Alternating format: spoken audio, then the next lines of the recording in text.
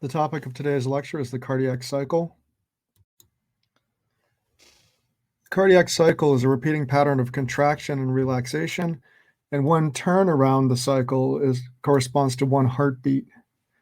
As we've mentioned earlier, systole refers to contraction of heart muscles, and the term diastole refers to relaxation of heart muscles. And there are two types of systole and diastole. So there's ventricular systole, and there's also atrial systole. And similarly, there's ventricular diastole and atrial diastole. So in this diagram, we can see both. We have, in one heartbeat, we have a period of systole, ventricular systole, which is shown here. During this period, the ventricles have contracted. And then over here, you can see a period of relaxation. So the ventricles are relaxed. And you can see here that during a typical heartbeat, the period of relaxation is greater than the period of contraction for the ventricles. Now, in the inner part of this diagram, you can see atrial systole, so that's shown here, where the atria contract, and atrial diastole, which is here. And so you can note a few things. So first thing is I want to say is if I use the term systole or diastole just on their own, I'm referring to the ventricular systole and ventricular diastole. If it's unclear, I'll try to always make the distinction between ventricular and atrial. But generally, the systole by itself is ventricular and diastole by itself is ventricular. Now let's look at a few things here. And we'll go on and talk in more detail about this. But during the ventricular diastole, you see that towards the end of ventricular diastole, you have atrial systole, so the atria contract. And we'll talk about the significance of that in a second.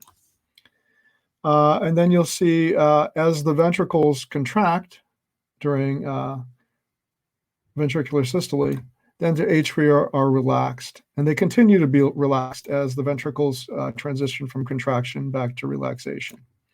So the atria, just like the ventricles, spend most of their time in a relaxed state, or diastole, and spend a relatively small portion of their time in systole. So let's continue to look at this diagram and try and understand what's happening in terms of filling. And we'll go again and talk more about this in more detail. But basically, the ventricles will fill with blood. And at a point, at the very end of diastole, they'll be as filled as they can possibly be with blood. So that would be at this point, where I've written in EDV, or for end diastolic volume. So the total volume will be at its maximum there. The ventricles will then contract, and we'll go into this in more detail, but towards the end of this contraction, you'll have the ejection phase. So blood will be ejected from the ventricles. So from the left ventricle, blood will be ejected into the aorta. From the right ventricle, blood will be injected into the pulmonary trunk. So as the blood is ejected, the volume, of course, goes down in the ventricles, and then you get to an end volume, which is the minimal volume of the ventricles throughout the cardiac cycle. That's the ESV, or end systolic volume. At this point, the amount of blood left in the left ventricle after systole, for example, is about 1/3 of EDV, or the end diastolic volume. And as we'll see in a second, the difference between EDV and ESV is the amount of the blood that's actually being injected, and that's referred to as stroke volume. So as I mentioned earlier, the stroke volume is EDV minus ESV. So this is the amount ejected per heartbeat. Okay, so let's do a problem. Given an EDV of 120 milliliters of blood and an ESV of 50 milliliters and a heart rate 75 beats per minute, what is the cardiac output in liters per minute? Okay, to solve this problem, we're going to take 0.120. We're going to subtract 0.05. right? Because all I've done is convert from milliliters to liters. And then we're going to multiply that by 75 beats. So you can see what we're doing here is we're taking the amount of blood that's ejected per heartbeat, multiplying it by the number of beats per minute. And then what you'll have is the cardiac output, which is the amount of blood that's ejected from the heart per minute. And the answer here is 5.25 liters. We're next going to look at the cardiac cycle in a little bit more detail. Since the cardiac cycle, as the name implies, is cyclical, we can begin at any point. So for me, I'm going to start at what your book calls step 4, because I just find it more convenient. At this point in the cardiac cycle, the atria are relaxed, so blood is coming back into the atria through the inferior and superior vena cava. The pressure within the atria is greater than the pressure within the ventricles. So if we look at the right side of the heart, blood is flowing in from the atria to the right ventricle. On the left side, blood is flowing back from the pulmonary circuit through veins with oxygenated blood. They're arriving in the left atrium. The left atrial pressure is higher than the left ventricular pressure, therefore blood is flowing in, and the ventricles are relaxed at this point. And so they're essentially increasing in volume. So we can look here on this diagram, which is called a Wigger's diagram, which is a very important diagram that helps us understand cardiac function. You can see during this time, we're in ventricular diastole, and the volume within the left ventricle, which is depicted here, is increasing. You can note at this point, as we mentioned, the ventricular pressure is lower than the atrial pressure, and you can see this in the upper part of this Wigger's diagram. You can see the left ventricular pressure, and this blue line is very low. So presumably, they're not shown here, but the atrial pressure would be slightly higher than the left ventricular pressure, and that's allowing for the flow of blood into the left ventricle, and on the right side, into the right ventricle. Now, in the next step, what happens is the atria contract. Okay, so now we're going into a period of the ventricles are still in diastole, but the atria are going to systole. And what this does is it pushes blood into the ventricles. So again, the pressure within the atria is higher than within the ventricles on both sides, and so more blood is pushed in. And we can look at this Wigger's diagram, see the volume increases at step 5. And you'll note also that the pressure actually increases in the left ventricle, and that's because of this additional blood flow going into the ventricles. So this is often defined as atrial kick. It's the force generated by this atrial contraction.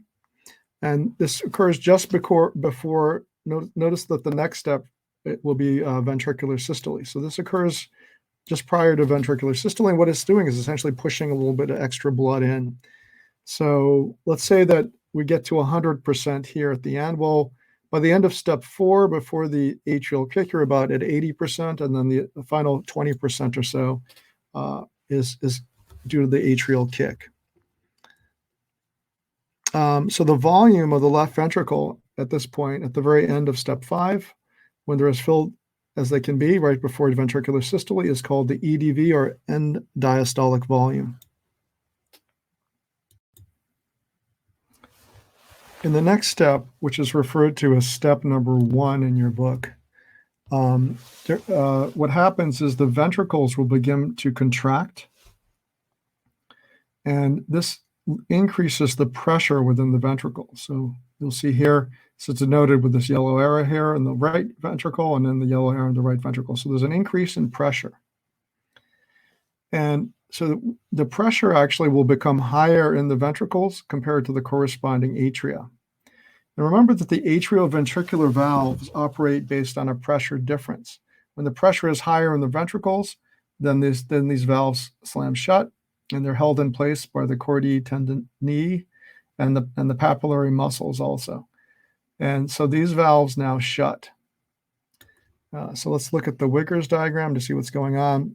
So right at this point, you have the first heart sound, which is lub, okay? And that's due to the closing of these valves. Remember, the valves themselves don't really make a sound, but it's the force of the water, the pressure of fluid that's pushing back and causing sort of vibrations within the heart.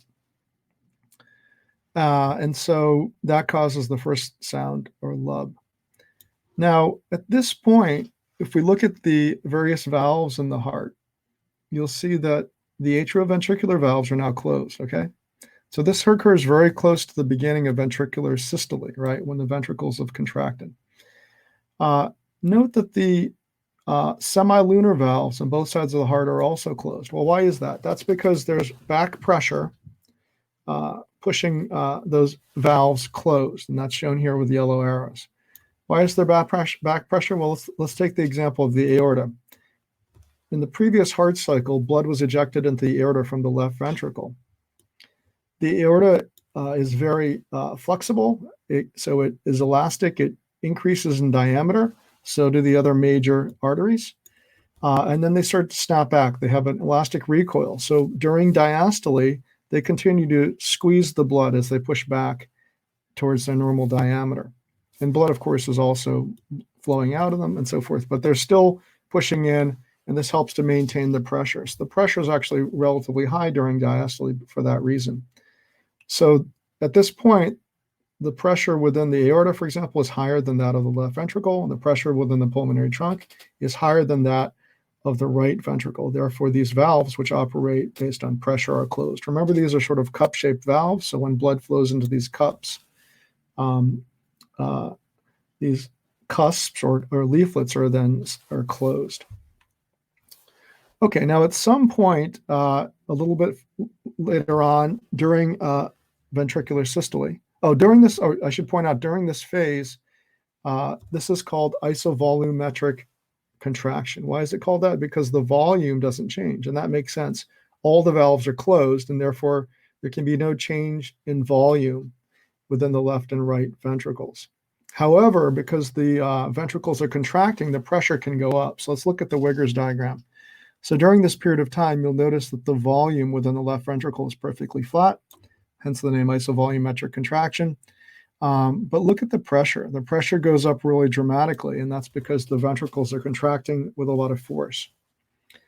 Now, at some point, we'll get to the next step, which is step 2 in your book, which is the point in which the ventricular pressure is higher than the corresponding pressure in the artery leaving the heart. So, for example, the left ventricular pressure becomes higher than that of the aortic pressure. That opens the aortic valve, and now blood starts to be ejected. So now we're at the beginning of what's called the ejection phase during a ventricular systole. Similarly, on the right side, the right ventricular pressure is higher than that of the pulmonary trunk because of the contraction that's been going on. And now the pulmonary valve opens, which is also considered the right semilunar valve. Blood is now being ejected into the pulmonary circulation. Okay, so let's look at the Wiggers diagram to see what's going on here. Now, this isn't really that well drawn here by the artist that did this. So the blue line should, in fact, cross and be slightly higher than the purple line. So the pressure within the left ventricle is higher than that of the aorta, which is shown as the artery here. So this isn't really very well drawn. The blue line should cross over and should be higher than the purple line. Okay, and the pressure difference isn't that great, but all you need is a small pressure difference for the blood to move, to be ejected. And let's look at in the Wiggers diagram what happens to the volume. Well, the volume goes down, right? That makes sense. We're starting at the EDV, or end diastolic volume, and as the volume decreases, you get to the point in which you've ejected as much blood as you can during this cycle, and you get to the end systolic volume, or ESV.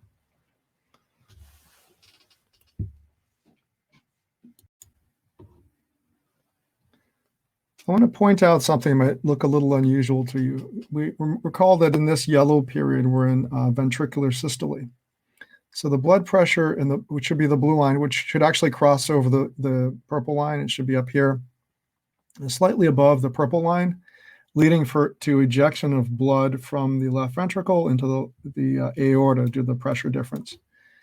But notice that the pressure actually starts to decline. Well, why does that occur? It's because even though the ventricles are contracting, remember there's blood that's now being ejected from the heart during this period. It was on the previous slide. And so essentially the fluid that the heart's working on becomes less. There's less volume. And so for that reason, the pressure is going to decrease, even though we're still in ventricular systole. Now, we're at the next step, which is step 3 in your book, we now go into ventricular diastole.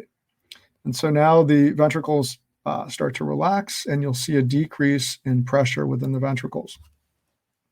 Now, what happens, and it's illustrated nicely in this picture here, is that when the pressure in let's say the left ventricle becomes lower than that of the pressure within the aorta, then the aortic valves shut. Remember, they open and shut based on pressure differences. And so this pressure now is indicated here with the yellow arrow. Blood is pushing against these cup-like cusps or leaflets, and this valve slams shut. And so now this is closed, and you've ended the ejection phase. Note something else that's happened also. There's still residual pressure within the ventricles because it had just finished contracting. And so the pressure within the left ventricle is higher than that of the left atrium. Therefore, the left atrioventricular valve is also closed. Recall that valve has another name. It's also called the mitral valve, and it has the two flaps that look like the mitre, which is the ceremonial hat of a bishop or headgear. And so it's also called the bicuspid valve because it has those two flaps.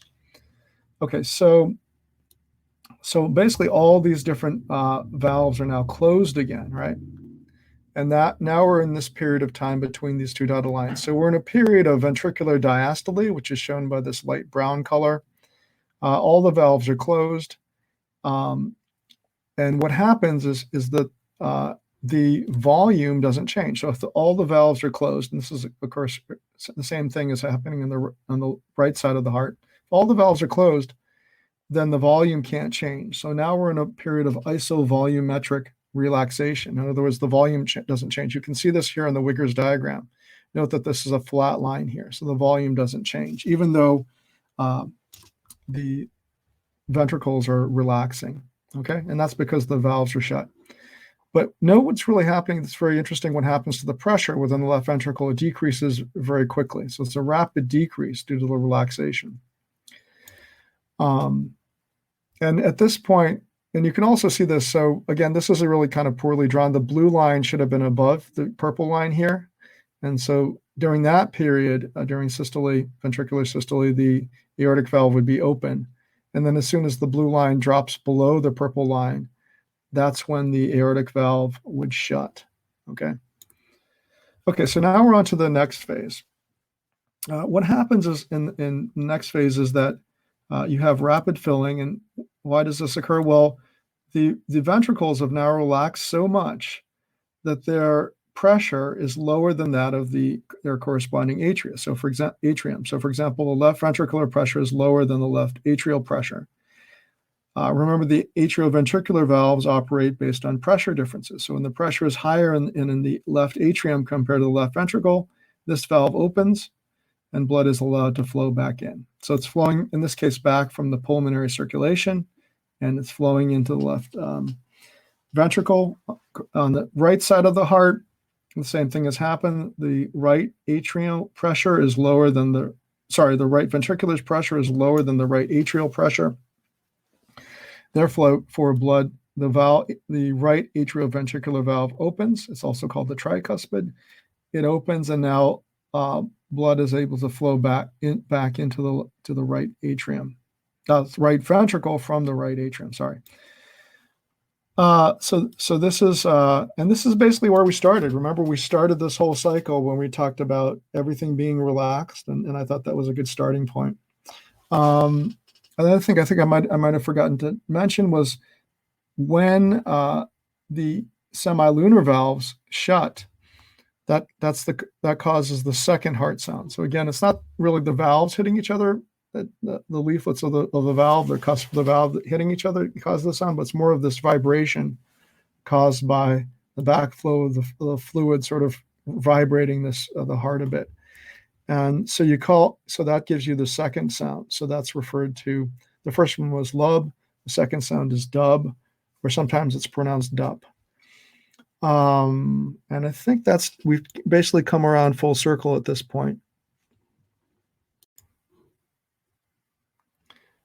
I'd like to mention a couple things just to make some connections with things we've talked about and things that you know from previous classes and so forth. The pressure within the aorta reaches 120 millimeters of mercury during the ejection phase of systole in a healthy average adult. And so that's your systolic blood pressure. Of course, you're measuring it in the brachial artery when you go to the doctor's office. But remember, the brachial artery, the way they put that cuff on, it's right at about the same level as your heart, right? So it gives you a fairly good indication of the pressure within the aorta.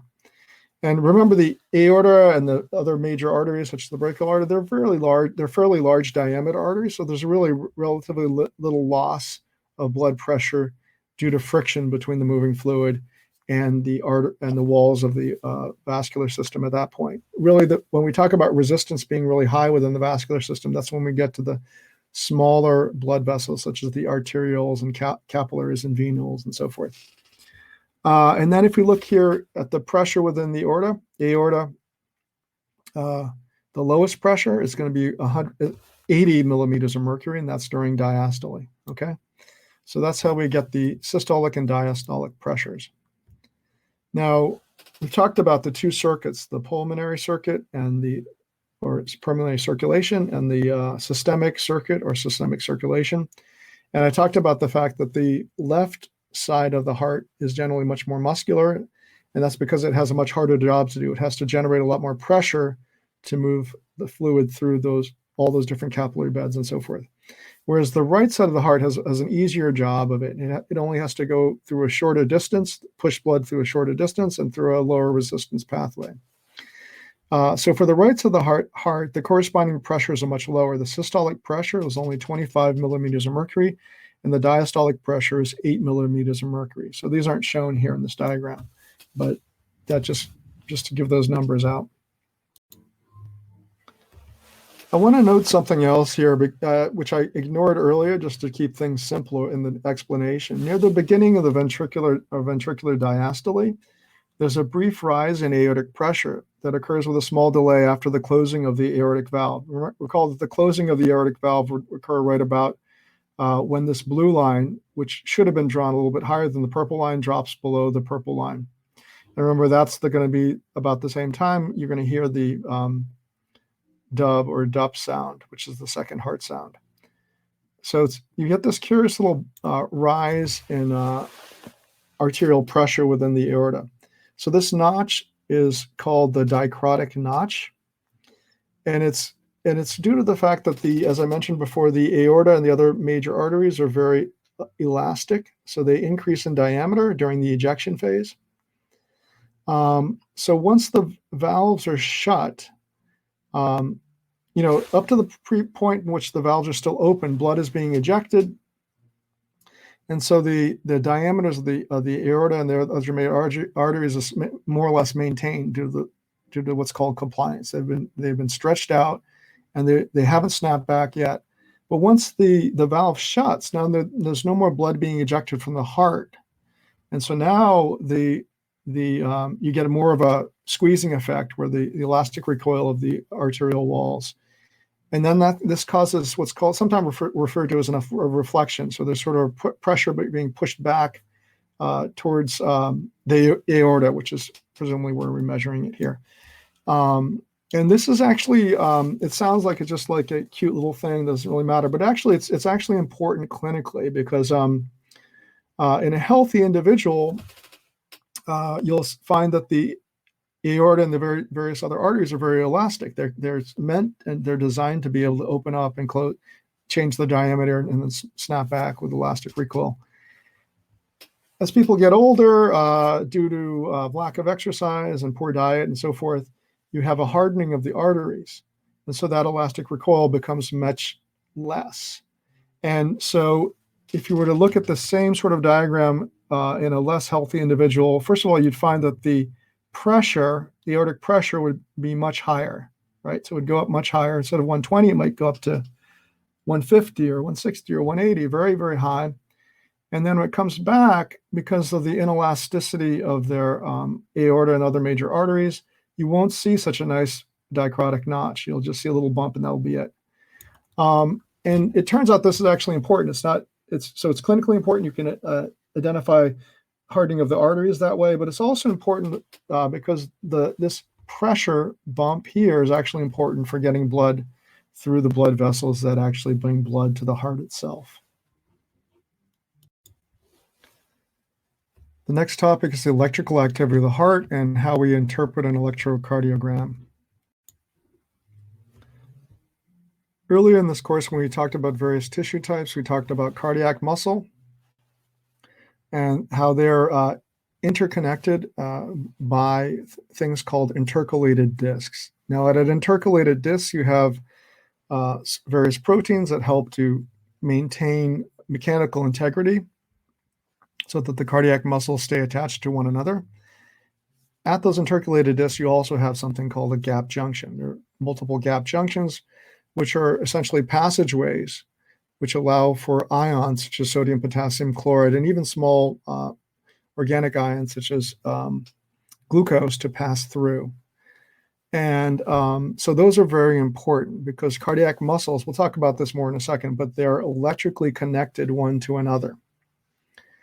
And this is really important for cardiac function because an action potential in one cardiac muscle will flow to another cell, which will then initiate an action potential, and that'll flow to the next cell and so forth. So you have essentially a wave of depolarization, which is in fact a true action potential that flows among the cells and the cardiac muscles. Now, recall that you have two pumps, right? The left and right sides of the heart. But they're coordinated in that the atria contract together and then the ventricles contract together. So how does that occur? Well, the way the heart is put together developmentally is there are two areas of myocardium. There's an area of heart that's electrically coupled via gap junctions, and that's called the myocardium. So you have essentially the two atria at the top of the heart that form one myocardium because they're all electrically connected. And this is the term syncytium is sometimes used. Syncytium is referring to the idea that you have cells that are independent developmentally initially, but then they sort of fuse together. In this case, these cells actually they maintain their identity, but they're electrically coupled. So even though they're true separate cells with cell nuclei and so forth, they're electrically coupled, so they act together almost as if they're one big cell. And so remember the atria are not shown in this diagram here, but they would be here on the top of the heart. They're sort of connected together, and they're going to sort of depolarize together when there's an action potential. And then the ventricles, they're going to contract together. So the trigger for that will be an electrical event, which is an action potential that's going to travel through the myocardium, which is the ventricles combined. And so it's almost as if you have one big cell here and then one big cell down here because they're going to act together through these electrical connections. But how are they separated? You want the atria to contract first and then the ventricles. Well, there's something called the fibrous skeleton, which is shown nicely in this picture here. There are these fibrous skeletons, the skeletal system here that doesn't allow for electrical activity to go directly through from the atria to the ventricles, except at a very specific spot, which is going to be the AV node, which we'll talk about in a second. So you can think of this fibrous skeleton within the heart as being a lot like the insulation on a copper wire. Okay, your heart is myogenic. It generates a cardiac contraction independent of nervous input.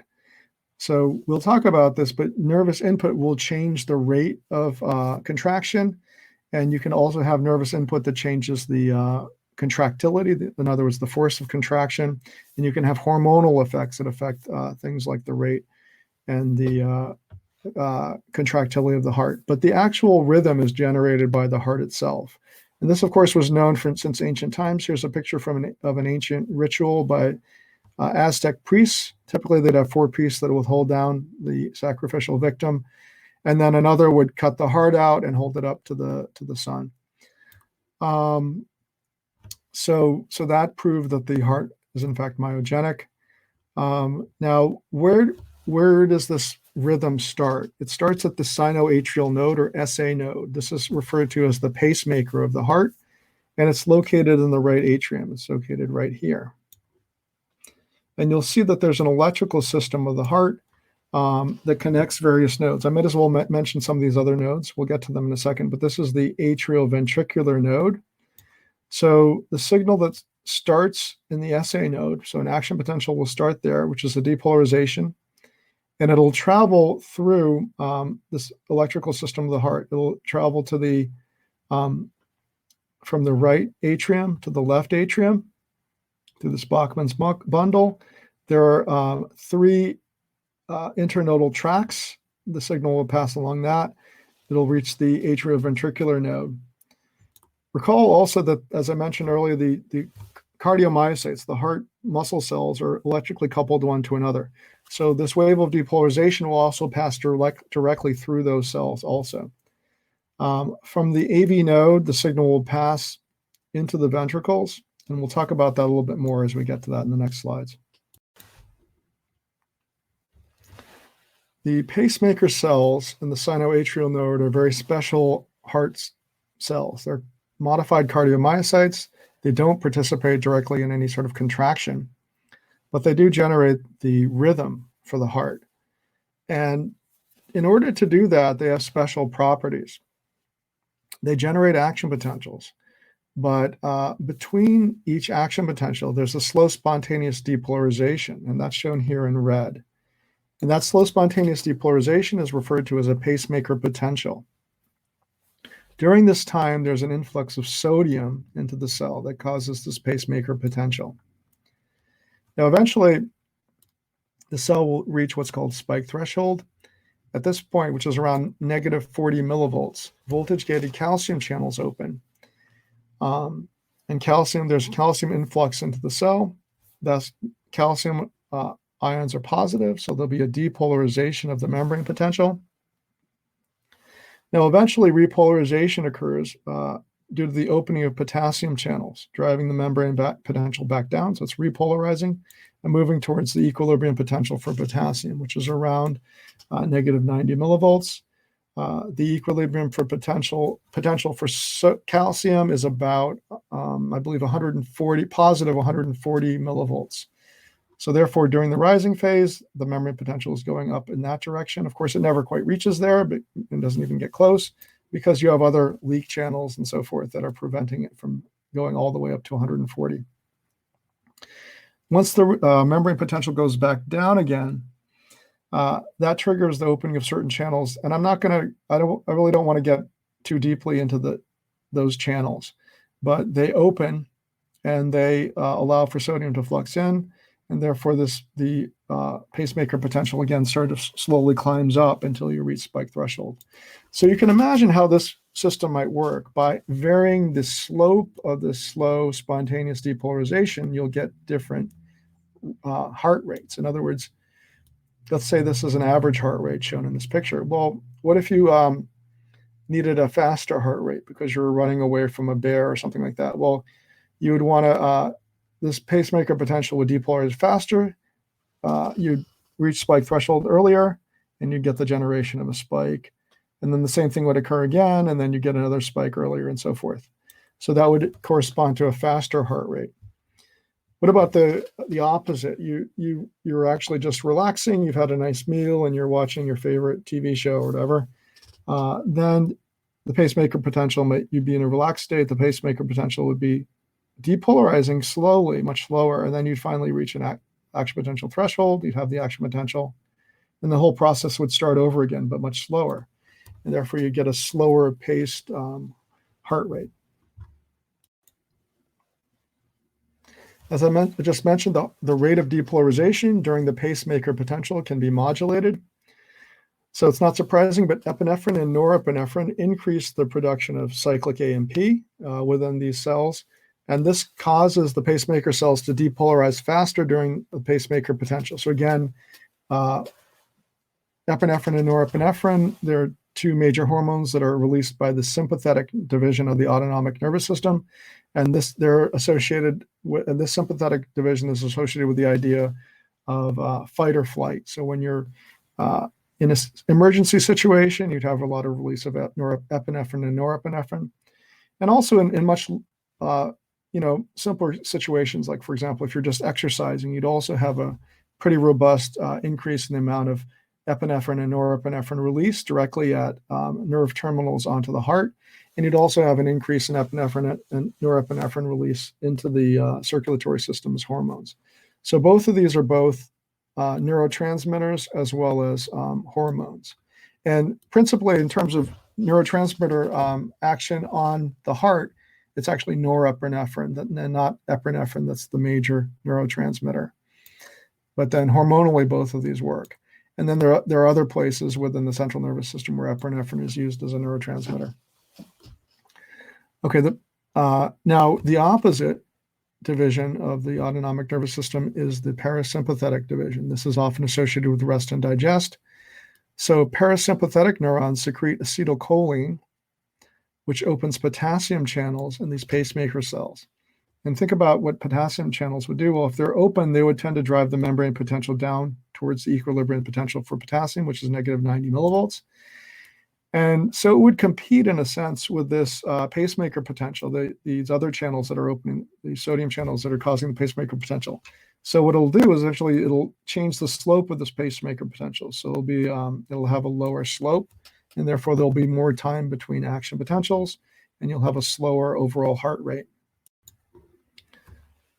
So far we've talked about the pacemaker cells, and remember those are modified cardiomyocytes that their principal job is just to generate this rhythm.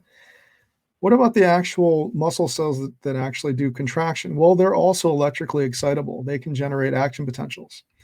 But they're special action potentials that are a little bit different than the action potentials you've seen previously. So these cardiac muscle cells are, when they're depolarized to threshold by an action potential from the SA node. So essentially they're getting a signal from the SA node or from a neighboring cardiac muscle. And the initiation of an action potential starts with voltage-gated sodium channels are open that are very fast. They open very quickly, and the membrane potential shoots up from about negative 85 to looks like about positive 10 millivolts. And then these cardiomyocytes do something quite interesting. They enter what's called sort of a plateau phase. The membrane potential does decrease, but it sort of stays as if you're up on a mountain, on the plateau of a mountain. So they're up and they're depolarized for quite a long period of time. How does that occur? Well, the plateau is due to a balance of slow influx of calcium through voltage-gated calcium channels, and there's also efflux of potassium through voltage-gated potassium channels. And it's sort of an interesting balance. These channels are quite complicated, but they maintain this sort of high plateau for a while. Now, eventually, there has to be a termination to the action potential. So the following phase, or repolarization, is due to additional potassium channels that open up, and they drive the membrane potential back down towards EK, negative 90. Now, it doesn't quite reach there. It reaches about negative 85 millivolts. And then, of course, this is just one action potential, but so that would correspond to one heartbeat. And then you'd have another action potential corresponding to the next heartbeat. Now that we've talked about action potentials in the pacemaker cells as well as the actual cardiomyocytes that do contraction, we should talk a little bit about electrical conduction within the tissues. And I've already talked about this a little bit, but action potentials are spread via gap junctions that occur at intercalated discs. So remember, this is a picture now here. This is the cardiomyocyte. These are the intercalated discs shown in purple. At the intercalated discs, you have desmosomes, which are essentially bind the cells together. You also have fascia adherens. These anchor the actins. These are anchoring sites for actin that connect these cells together also. And finally, you have gap junctions. So gap junctions are these pores from one cell to another, and they're big enough. They're aqueous, meaning they can have water within them, and they actually allow for the movement of sodium, potassium, chloride, magnesium, calciums, all these different ions, and even small molecules such as glucose and ATP may be able to get through them. And you note that wherever you have these gap junctions, the two membranes have to be very closely juxtaposed, one with the other. Okay, so as we just established, the cardiomyocytes are electrically coupled one to another. And I previously talked about the fact that there's a fibrous skeleton of the heart that essentially divides the heart into two, with the atria contracting together because they're electrically coupled, and then the ventricles contracting together because they're electrically coupled. Well, if we just relied on the gap junctions between neighboring cells, that would be too slow. We need to have an additional system of conducting these action potentials through the heart so that we can get the timing just right. So to go from the SA node to the AV node, in addition to the possibility that the signal can travel from one cell to the next, there are also through the cardiomyocytes, you also have these specialized cells. You have these tracks containing axons, which allow for the movement of the potential from the SA node to the AV node. So there's 3 internodal tracks here. There's also a tract going called Bachmann's bundle going from the right to the left branch. You also have from the AV node, you now need to send the signal in to the ventricles. And to get there, you have this thing called bundle of His. This is also referred to as the atrioventricular bundle. So this is this bundle here. Now, eventually this divides into right and left bundle branches. And then the bundle branches divide and become Purkinje fibers. So the Purkinje fibers sort of, as you can see, climb up the sides of the myocardium in the ventricles. So you'll notice a couple interesting things here. So first of all, the signal has to pass through a very specific point, right, where the bundle of His passes, but from the right atrium into the ventricles. And so that allows for the control of the signal from between the two parts of the heart, between the atria and the ventricles. And without that passageway, there wouldn't be an electrical connection between the two.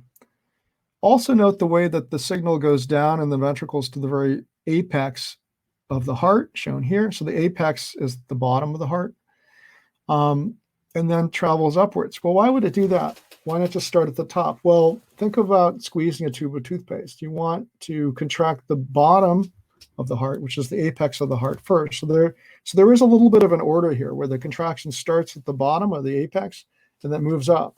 And that squeezes the blood up very effectively from the bottom towards the top. As I mentioned earlier, it's important that there be a delay between the contraction of the atria and the contraction of the ventricles. Much of the delay occurs at the atrioventricular node. Notice that the action potentials from the SA node spread very rapidly at 0.8 to 1.0 meters per second. Once at the AV node, however, things slow down with a conduction velocity of only 0.03 to 0.05 meters per second. You're not expected to know these numbers or anything, but just understand that there's a delay due to a slow conduction velocity at the AV node. And so this delay accounts for half the time delay between the atrial and ventricular contraction. Now, once we get to the bundle of His, remember that's the bundle that leaves the AV node and goes into the ventricles, then the conduction velocity picks up. It's reaching 5 meters per second in the Purkinje fibers. And so the overall effect of this delay is that the ventricles contract 0.1 to 0.2 seconds after the atria. One thing that's important to understand is that there's 2 events occurring within the heart. The first is excitation.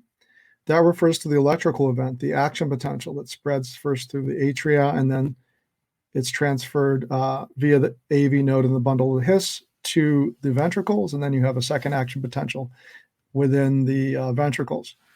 So that's termed excitation. Nerves and muscles are considered to be excitable tissues, so that's called excitation. And then the second thing, of course, is muscle has to contract. So that's the second event, that's the contraction. And so this is termed excitation-contraction coupling because the excitation, which is the action potential, triggers the contraction. And so we can look at this within the cardiomyocytes. Here we have time on the x-axis and voltage on the y-axis. You'll see an action potential here drawn in green. So it's our typical cardiomyocyte contraction with a large plateau potential, and then finally repolarization. Now, during the action potential, recall that I talked about the two principal channels that help sustain the plateau are calcium influx through voltage-gated calcium channels. And in order to keep that plateau from going up too high, there are also voltage-gated potassium channels.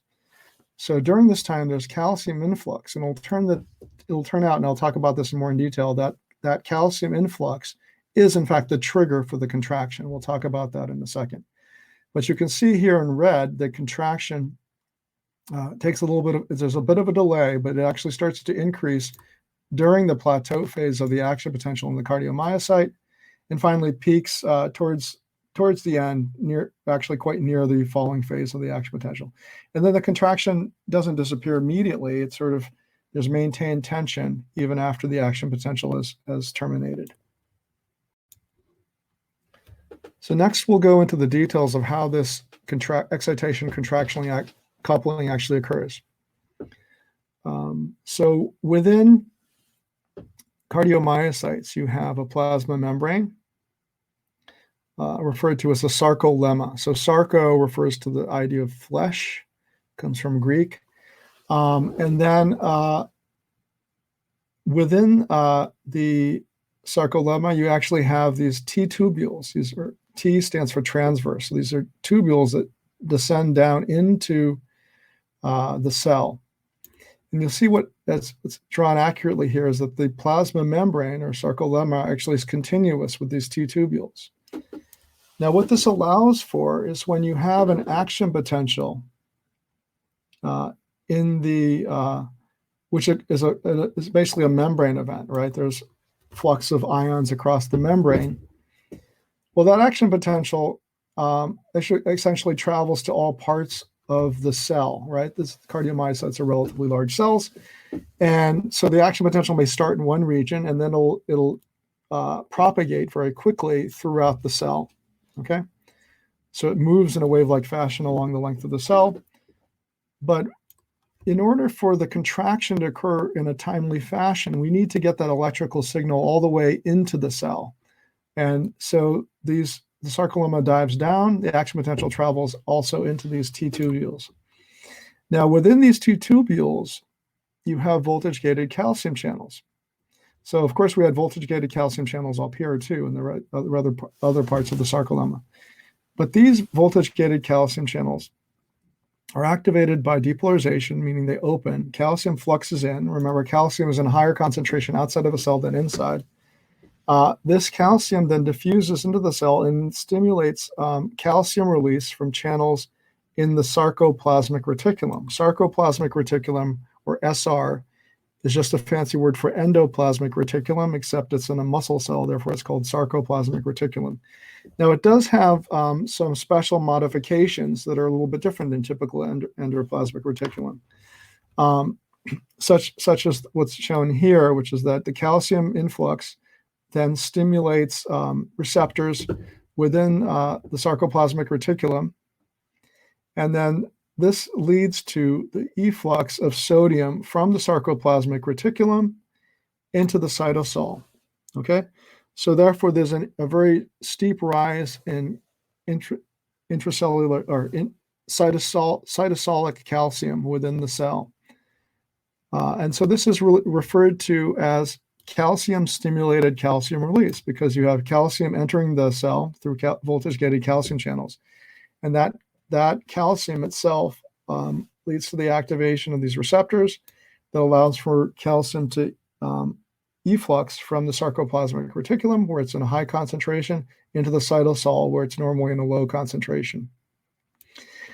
This calcium from the sarcoplasmic reticulum then binds to a protein called troponin, which then stimulates contraction.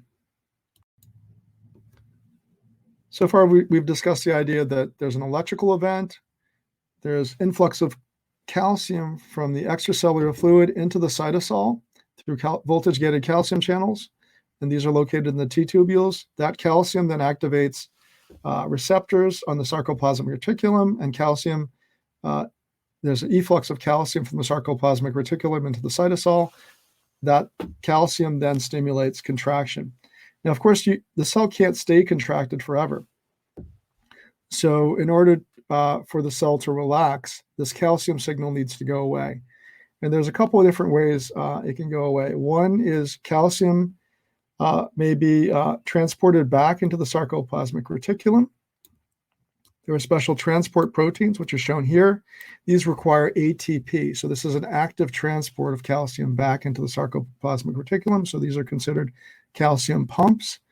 And then there's another mechanism, which is a sodium calcium exchanger, which is another protein, and that's located in the sarcolemma or plasmolemma of the cardiomyocyte. The way these work is they exchange their antiport cotransporters. They will antiport transporters, I should say. They move sodium down its concentration. Recall that sodium is high outside of a cell compared to inside, so sodium will move down its concentration gradient. The potential energy of the sodium moving down into the cell is used to fuel pumping of calcium against its concentration gradient from inside of the cell to outside of the cell. So this then reduces the calcium concentration in the cytosol of the cardiomyocyte, and then the cells relax. Okay, now we know a little bit about how the electrical activity occurs within the heart. What about how we study this clinically? Well, one thing we do is we look at what's called an electrocardiogram, or ECG, also called an EKG. The electrocardiographic record is an electrical record. So it's picking up the movement of ions and so forth in the tissues within the heart. This is an extracellular recording, so it's going to be quite different. Looking at these ECG recordings, you'll see that they're quite different than, say, an intracellular recording. They're actually a little bit harder to interpret, but it's fine. We'll figure them out. And also, it does not record the contraction or relaxation of the heart itself. It's just recording electrical events.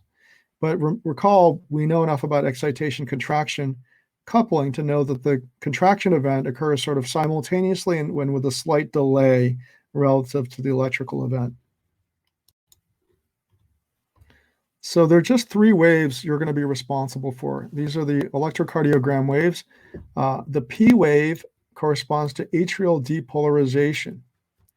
Recall as we went through the cardiac cycle, during ventricular systole, at the very end of ventricular systole, there was the atrial kick. And so leading to that atrial kick, which is the contraction of the atria, you have atrial depolarization. Now it's the P wave. And you can see that here. So this is an extracellular recording. You see there's an upward deflection. And so that'll correspond to atrial depolarization. And starting around that time, and with a little bit of a delay, you'll have the atrial contraction of both the right and left atria. So they're pushing extra blood into the heart. And they're going to increase the end diastolic volume of the ventricles. And that'll help with, the heart, the ventricles will have some extra blood essentially to push against as they contract. Now, the next thing that happens in electrocardiographic record is the QRS wave. This corresponds to ventricular depolarization. So remember how the signal went from the SA node to the AV node, through the bundle of His to the bundle of branches, and then to the Purkinje fibers. Well, that occurs relatively quickly, and then the ventricular depolarization that we're seeing primarily is actually the cardiomyocytes that are actually involved in contraction. Remember, there's more of those than this conduction pathway cells. And so the primary thing we're picking up is the major, all the cells are actually involved in contraction as they generate this big action potential. And so that generates the QRS complex. And not surprisingly, since the ventricles are bigger, they're more muscular, they have thicker walls than the atria, they're going to have a bigger electrical event. And that's exactly what happens. Now, okay, let's think about what happens. So you have the electrical event, which is the excitation. And recall here we have an action potential. That's the electrical event. And then you have the contraction occurring sort of simultaneously, but also with a slight delay. So the QRS complex also tells us approximately where the ventricles should be contracting, which is shown in yellow here. Now, eventually, you have ventricular repolarization. Okay, so this is when, at the level of individual action potentials, they're going to go down and repolarize. And so that's going to occur approximately at the end of the contraction also. So you'll have this repolarizing event where the cells go back to being polarized. And that starts here with the T wave here and then comes down. By the time you get to here, at the end of the T wave, they've completely repolarized, okay? Let's go through this whole process in a step-by-step fashion, comparing the ECG recording with what's going on in the heart. Initially, there's a spread of depolarization of the atria, and this causes the initial upward deflection, which is going to be part of the P wave. Eventually, this peaks, and that's going to be at the time when about half the mass of the atria are depolarized. The other half are still in their resting state. And then eventually, this upward deflection of the curve comes back down, and that's the point in which the atria have fully depolarized. Okay, so that's the P wave. After that, there's a little period of delay when the ECG remains flat. This is going to be the time when the action potential is traveling slowly through the atrioventricular node, and potentially it's also when the signal's going through the conducting pathways. Okay. The next thing that happens is the action potential, you'll actually get to the QRS wave, which again is actually the ventricular myocardium actually contracting. All those cells generating a really massive action potential. And remember, it's not simultaneously. Some of the ones that start at the apex of the heart are a little bit ahead of the other cells. So you get this massive electrical event, which is shown here, which has to do with the ventricular depolarization. Eventually that comes down. By the time these are completely depolarized, then you've come down, and that's the end of the QRS complex. Now there's then a little bit of a delay, a period where the ECG appears flat. And then you start the repolarization phase. Recall the action potential has a bit of a plateau, and then eventually it comes down. And then that's the T wave, okay? When you have this repolarization, which is shown in green here, and that passes. And remember, it's going to start at the apex. It's going to start at the bottom, and then the repolarization wave will move up as it propagates upwards.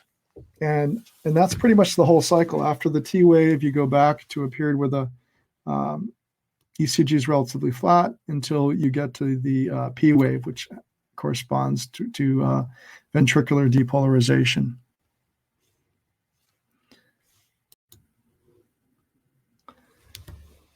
A good test of your understanding of the cardiac cycle is if you can put all these different events together and sort of understand how they're occurring throughout the cycle. So let's look at the ECG one last time here. So we have the ECG here, we have the P wave, that corresponds to atrial depolarization. You have the QRS complex, that corresponds to ventricular depolarization, and you have the T wave, which corresponds to ventricular repolarization. So if we look at things like pressure within the ventricle, well, the QRS complex has to do with depolarization of the ventricle. So that's the electrical event or excitation. That then leads to contraction of the ventricles. And notice here, when we look at this part of a Wigger's diagram, where we're showing the pressure here, the pressure increases during that period of time. So that makes good sense. And then during the T wave, we have repolarization of the cardiomyocytes. So the action potentials are repolarizing or coming down. And then that should signal more or less the end of contraction. And so that's what's occurring here. And we're then going into ventricular systole, and notice that the pressure then drops here. Okay, so that all makes good sense. Let's think about the opening and closing of the valves. Remember, during systole, initially, just before systole, you have blood flowing into the ventricles from the atria. Now, during systole, the ventricles contract, and so the pressure within the ventricles increases such that the pressure becomes higher than the pressure. The pressure within each ventricle becomes higher than the pressure of the corresponding atrium. So, for example, the left ventricular pressure becomes higher than the left atrial pressure. At this point, the atrial ventricular valve shuts, right? And it's going to happen simultaneously on both sides. And that gives us S1, or our first heart sound. That's the atrial ventricular valves shutting. And that's referred to as a lub. Okay, so it makes sense that this is occurring after the QRS wave, right? Because the contraction occurs after the electrical event. Okay, then if we look a little bit further along, we have the ventricular repolarization. That's then going to that lead to the relaxation of the cardiomyocytes, and therefore the pressure decreases. So at this point, let's just look to the left side of the heart. The left ventricular pressure becomes lower than the aortic pressure, and therefore the semilunar valve there, which is the aortic valve, closes. The same thing happens on the right side of the heart. So both semilunar valves close, and there's kind of a reverberation as the fluid pushes against that closed valve, and that's now the second heart sound, or dub, or sometimes referred to as dup. Okay, and that's exactly what you see here. So right after the electrical event, there's going to be a decrease in the ventricles will relax. And then there's a change in pressure gradient. So the aortic pressure is now higher than the left ventricular pressure. The aortic valve shuts. Same thing happens on the other side of the heart, and you get the second heart sound, or dub.